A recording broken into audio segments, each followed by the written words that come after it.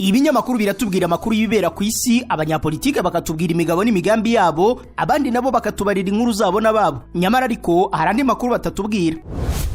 Ayo makuru na ya kampani Rubavu Buy and Sell Limited. Ngiyi kampani yizewe mu kugura no kugurisha ibibanza n'inzu mu buryo bwihuse. Ikorera mu burengerazuba bw'u Rwanda, by'umwihariko mu mujyi wa Rubavu ndetse no mu karere ka Musanze. Uretse kugura no kugurisha inzu, inabafasha kugura ibibanza no kubigurisha, ikanabafasha kubona apartment zo kubamo by'igihe gito cyangwa kirambye, ikanabafasha kuzamamaza. Ku bindi bisobanuro waduhamagara kuri 0782 42 43 82 cyangwa ukatwandikira ku mbuga nkoranyambaga zacu, hose twitwa Rubavu Real Estate. Rubavu Buy and Sell Limited, your trusted real estate partner.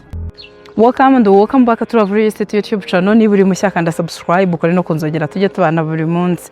Dufite n'izindi mbuga nkoranyambaga dukoresha haba kuri TikTok, Instagram, Facebook, LinkedIn, hose amazina dukoresha namwe ni Rubavu Real Estate. So mugende mu following, mu liking ama video, mutanga ibitekerezo byose ni ingenzi, ndetse mukore share video zacu, ibibanza amazu tuba twazanye bigere no kubandi baba bikeneye, aba mu karere ka Rubavu, akarere ka Musanze, hose ukeneye inzu nziza, ikibanza cyiza biri heza, gana Rubavu Real Estate tugufasha.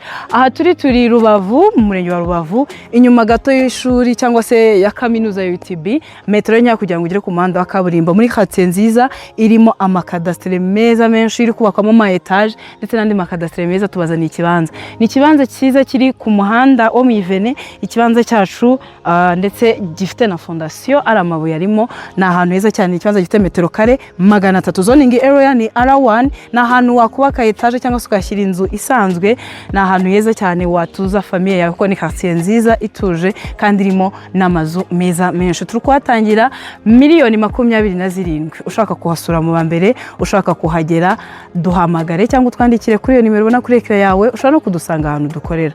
Ibyangombwa by'iki kibanza birahari, no kugura itukorerwa mutation, kandi Rubavu Buy and Sell Limited tukabigufashamo byose kugera birangiye. Ikibanza cyacu nkuko nabivuze gifite metero kare 300, zoning area ni R1. Turukwatangira miliyoni 27. Ahantu heza cyane, metero nya kugira ngo ugere ku muhanda wa kaburimbo, ni inyuma neza y'ishuri rya UTB, kaminuza ya UTB.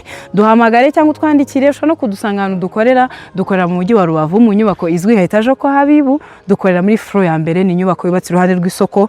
Uhagera muri floor ya mbere uhita ubona ibyapa biri ku office yacu, naho ngaho. Rubavu Buy and Sell Limited ni kampani ya mbere yizewe mu kugura no kugurisha ibibanza n'amazu mu buryo bwiza, bwizewe kandi bwihuse. Ibafasha kugura ibibanza n'amazu, ifasha abaguzi n'abagurisha guhura mu buryo bworoshye kandi bwiza bwihuse. Ibafasha kubona apartment yo kuba mu by'igihe gito cyangwa se by'igihe kirekire, ikabafasha no kuyamamaza. Dukorera mu ntara y'Iburengerazuba, especially mu karere ka Rubavu ndetse n'akarere ka Musanze kari mu ntara y'Amajyaruguru.